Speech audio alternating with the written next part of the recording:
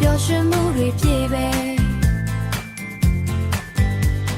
စိတ်ညစ်တာတွေထားခဲ့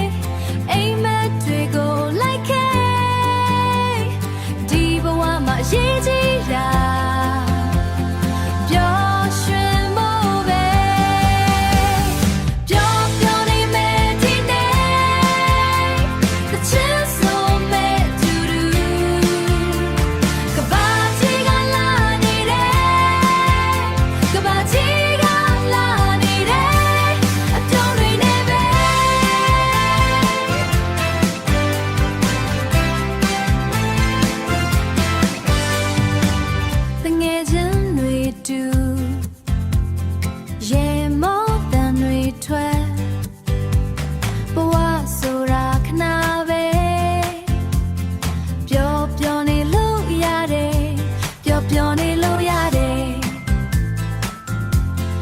ပြောနေလို့ရတယ်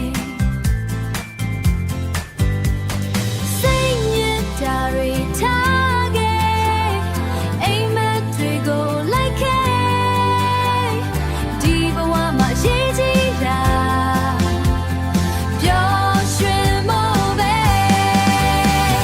ပျော်နေမယ်ဒီနေ့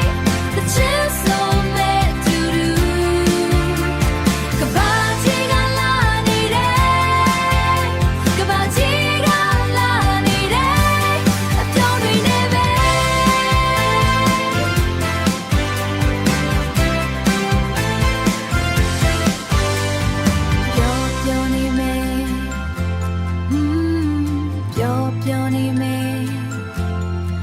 ပြောနေမယ်